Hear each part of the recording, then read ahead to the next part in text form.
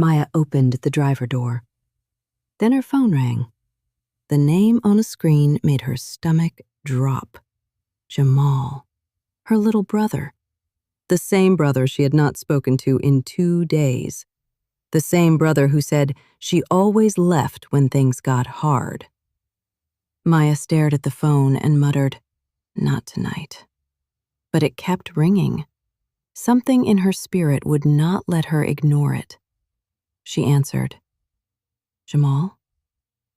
For a second, all she heard was rain, breathing, and footsteps splashing through puddles. Then Jamal whispered, "Maya." Her hand tightened around the phone. "Where are you?" His voice cracked. "They found me." Maya went still. "Who found you?" In the background, someone shouted. Tires screamed. A door slammed. Jamal said, "I didn't do it. You gotta believe me." Maya leaned forward. "Jamal, where are you?" He whispered, "I saw something I wasn't supposed to see."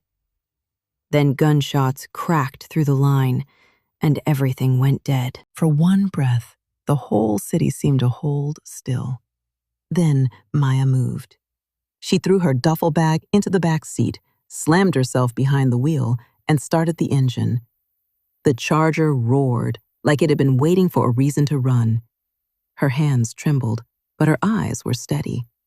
"Hold on, Jamal," she whispered. She hit the gas and tore from the curb, tires screaming against the wet pavement. Rain slammed the windshield. Horns cried out behind her as she cut across lanes, blew through yellow lights, and ignored every voice in her head telling her to keep going toward the highway. She had spent years trying to save her brother from himself. Tonight sounded different. Jamal did not sound reckless. He sounded hunted. And whatever trouble had found him, Maya knew one thing with the kind of certainty that sits in the bones. Her brother was afraid, not guilty. Maya called Jamal again. No answer. Again, nothing. Then a message came through from an unknown number. Fulton Train Yard. Hurry.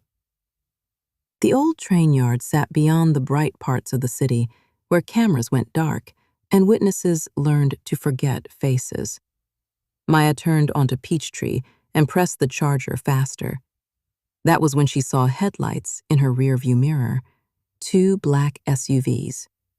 At first, she told herself it was traffic, just Atlanta at night, just bad timing. But when she changed lanes, they changed lanes. When she sped up, they sped up. When she cut through a side street without signaling, they followed without hesitation. Maya's stomach tightened. The SUVs had tinted windows, no plates, and the kind of patience that meant somebody had already given them orders. They were not following the road. They were following her. Maya killed her headlights and turned down a narrow industrial street. The SUVs overshot the corner, buying her only seconds. Her phone buzzed again. "Do not bring police." Maya looked from the screen to the mirror, and she knew who sent them before she saw his face. Darius Savage. Everybody in Atlanta knew that name, even if they lowered their voices to say it. Darius did not just own clubs, parking lots, or warehouses. He owned people. Club owners, developers, officers, judges. Men like him did not run from the law because too many pieces of the law opened doors for him. Maya had warned Jamal to stay away from fast money and quiet men in expensive coats. Now her brother was bleeding somewhere near the train yard, and Darius Savage had sent shadows through the rain to make sure he never spoke again. Maya slowed near the old train yard, scanning the shadows between brick walls and chain-link fences. "Come on, Jamal," she whispered. "Where are you?" Then a figure stumbled out of a dark alley. He was soaked from the rain, one hand pressed to his side, hoodie clinging to his chest. Jamal. Blood stained one sleeve. His eyes were wide, not with guilt, but with the terror of somebody who had seen the wrong face in the wrong room. Maya slammed the brakes so hard the Charger fishtailed. "Jamal!" He turned toward her headlights, relief breaking across him for half a second. Then he looked behind him, and that relief vanished. Maya leaned across the console, pushed open the passenger door, and screamed over the rain, "Get in!"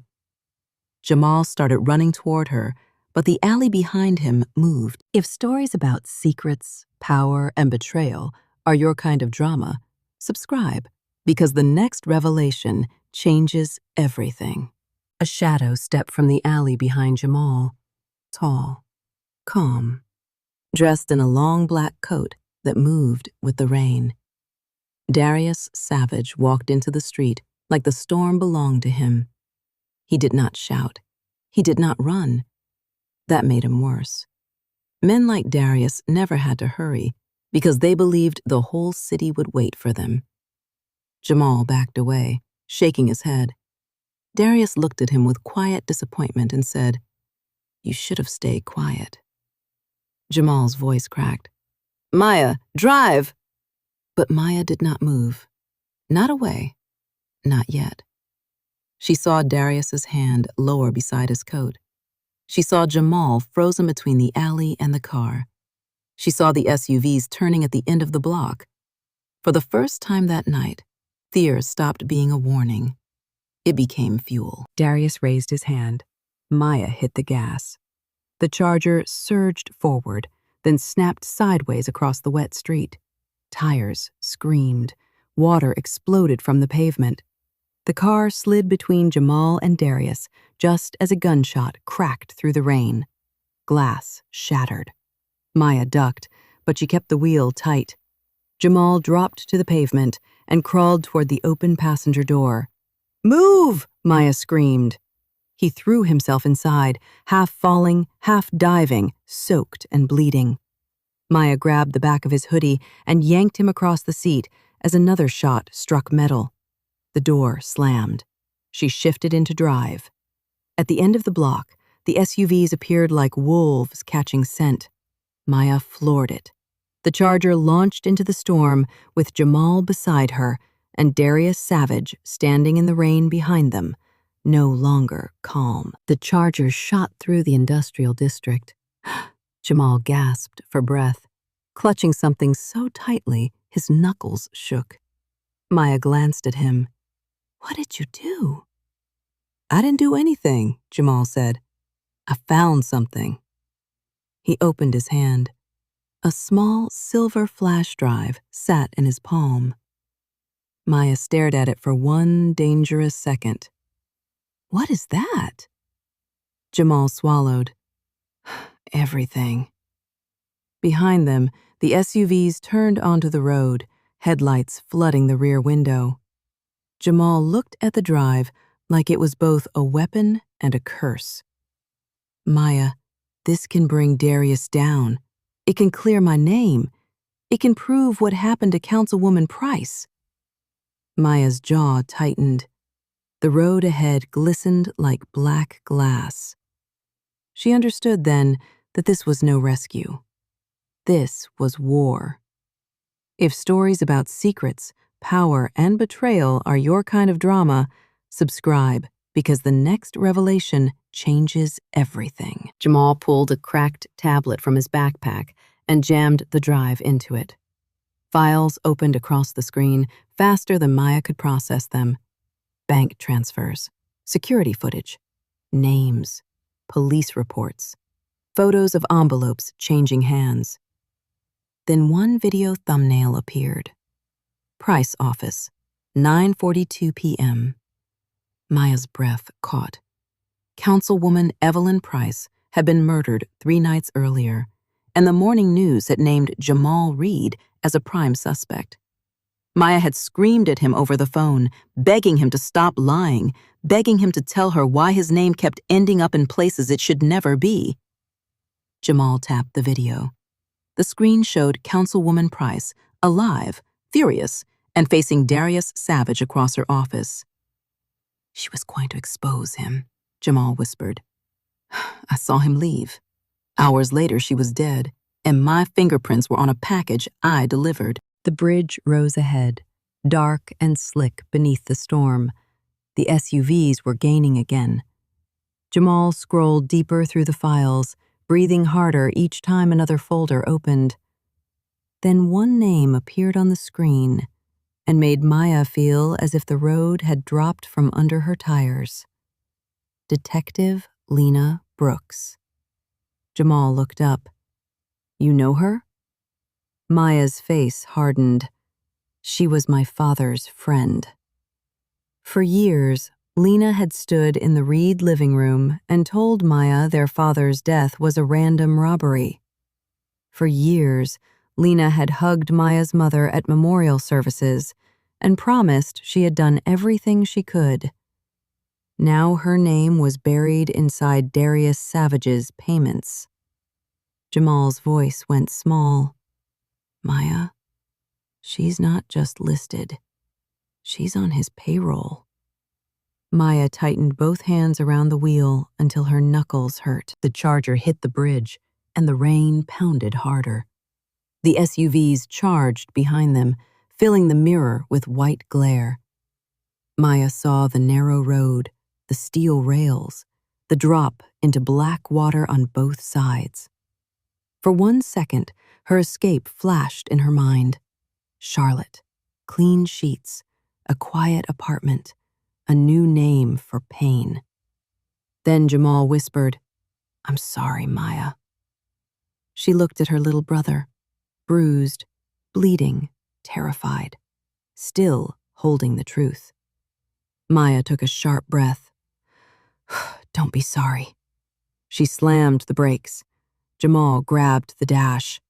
What are you doing? Maya spun the wheel.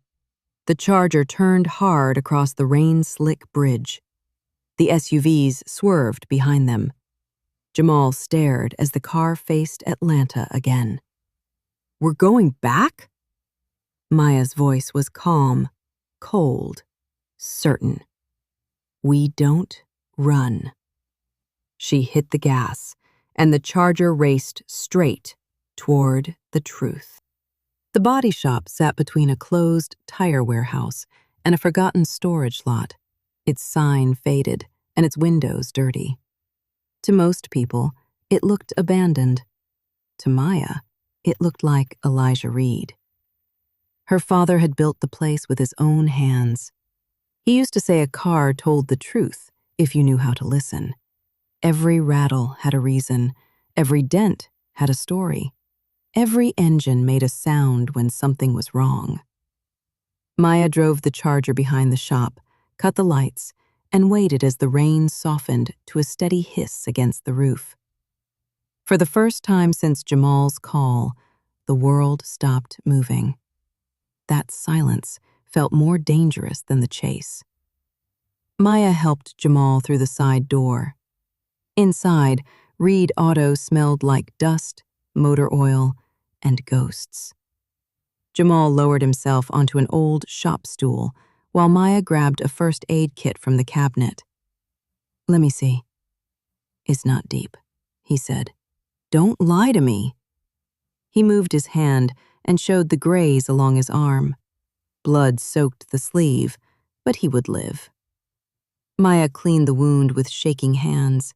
Jamal watched her. You were really leaving. Maya did not look up. Yes. Because of me? Because of everything. He swallowed. I didn't mean what I said. She pressed gauze against his arm a little harder than necessary. You meant some of it. The old shop fell quiet, except for rain tapping the roof like fingers asking to be let in. Maya stood and tossed the bloody cloth into a metal bin. Tell me what happened. Jamal stared at the flash drive on the workbench. I needed money. Maya closed her eyes. Jamal? I know how it sounds, but it wasn't like that at first. I wasn't selling anything. I wasn't hurting anybody. I was just delivering packages. For Darius Savage. I didn't know it was him at first." Maya turned on him. "You always know. Men like Darius don't hide. People just pretend not to see them." Jamal's jaw tightened. "After Mama got sick, bills piled up. You were working double shifts, acting like you weren't drowning. I thought quick money could fix something." Maya's anger softened, but only enough to hurt. And instead, Jamal picked up the drive. "Instead, I walked into a murder." Jamal told her he had been sent to Councilwoman Evelyn Price's office 3 nights earlier. No name, no questions. Drop an envelope through the back entrance and leave. But when he arrived, he heard arguing. Price was inside her office with Darius Savage, and she was not afraid of him. That was what Jamal remembered most. She stood behind her desk, pointing at him, telling him she had copies, telling him his friends in blue could not save him this time. Darius did not yell. He smiled. Then he said, "A city only believes what it survives long enough to hear." Jamal had hidden in the hallway, holding his breath like a child. He watched Darius leave through the back door. Price was alive when Jamal ran. By morning, she was dead, and Jamal's fingerprints were the headline. Maya listened without interrupting, but her pulse changed when Jamal said Detective Lena Brooks walked into Price's office minutes after Darius left. "I thought she was there to help," Jamal said. "What did Lena do?" Maya asked. Jamal's voice lowered. "She took something from the desk. Then she looked around like she was checking for witnesses." Maya felt cold move through her chest. Lena Brooks had been a family name, a trusted name, a name that came with casseroles after funerals and soft promises at police stations. "Was Price alive when you left?" Maya asked. Jamal nodded, tears mixing with rain still dripping from his hair. "Yes, I swear she was alive. But I panicked. I ran, and when the story broke, my name was already in it." Maya looked at the flash drive. The evidence was starting to sound like a confession from the whole city. Jamal plugged the drive into the old shop laptop. The screen flickered, then opened like a wound. Folders stacked across the desktop. Accounts, officers, judges, properties, payouts. Maya leaned closer as bank transfers moved through fake charities, real estate shells, youth programs, and city contracts. Darius had not just bribed a few people. He had built a machine, and every part of it had a polished public face. Officers took payments to look away. Judges delayed warrants. Developers bought land after families were scared out of neighborhoods. Councilwoman Price had been collecting proof on all of it. Maya scrolled through photo after photo of envelopes, handshakes, late-night meetings, and city seals stamped on dirty money. "This isn't a case." Jamal answered, "It's a kingdom." Maya looked at him. "Then we burn the throne." Then Maya saw the folder. Elijah Reed. Her hand moved to her mouth before she could stop it. "Jamal, Maya." She clicked. The official police report opened first. Random robbery, wrong place, wrong time. The lie looked neat on paper. Then surveillance photos appeared underneath it. Elijah speaking with Councilwoman Price behind Reed Auto. Elijah photographing a black SUV. Elijah handing a file to Detective Lena Brooks. Maya felt the room tilt. Her father had not wandered into violence. He had walked toward the truth, and someone had made sure he never walked back. The next file was an audio recording. Maya's finger hovered over the play button. Jamal said, "You don't have to." Maya looked at the screen. Her voice was, "Yes, I do." Maya pressed play. Her father's voice filled the dusty office, older and closer than memory. "Elijah Reed, Personal record. If something happens to me, I need it known that Darius Savage is using city contracts to wash money. Councilwoman Price has copies. Detective Brooks says she can get this to Internal Affairs. But I don't know who to trust anymore. Maya stopped breathing. Her father continued. If Maya ever hears this, baby girl, I'm sorry. I tried to keep you and Jamal away from this, but truth is like an engine. Ignore the wrong sound long enough, and the whole thing blows. The audio ended. Nothing moved. For years, Maya had grieved an accident. Now she was staring at murder, betrayal, and a father who had tried to leave her a map through the dark. Jamal, I'm sorry. Maya wiped her eyes once. Don't be. Now I know where to aim. Headlights swept across the shop windows. Both siblings froze. Jamal shut the laptop. Maya killed the office lamp. Outside, boots splashed through puddles. A man's voice cut through the rain. Check the back. Darius's men.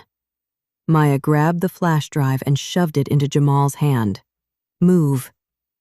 They slipped through the rear hallway, past old paint cans, broken engines, and parts their father had never finished repairing. The front door rattled, then slammed. Jamal. Maya. She put one finger to her lips. The garage door groaned as someone forced it open. The metal screamed like a warning. Maya led Jamal into the back office and reached for the window. Stuck. She pulled again. Nothing. Men shouted from the front. Maya grabbed a wrench from the desk and smashed the glass. Rain rushed in. Go! Jamal climbed out first, as rain hit his wounded arm. Maya followed, dropping into the alley behind him. Inside the shop, someone yelled, "They're running!" The siblings sprinted past dumpsters and rusted fence posts, splashing through black water and broken glass. At the end of the alley, Maya pulled Jamal under a loading dock. Footsteps rushed past so close she could see the shine of boots in the puddles. Jamal clutched the flash drive to his chest. What now? Maya looked at him. The old plan was gone. Leaving was gone. Hiding was gone. The only way out was through. She took out her phone and scrolled to a contact she had not called in years. Tiana Wells, a reporter who once tried to expose Darius Savage before her station buried the story and buried her career with it. Tiana answered on the third ring. Maya Reed? It's almost midnight. Maya kept her voice low. I have proof on Darius Savage. Silence stretched between them. Then Tiana's tone changed. What kind of proof? Maya looked at Jamal, at the flash drive, at the rain pouring off the edge of the dock. The kind people die for.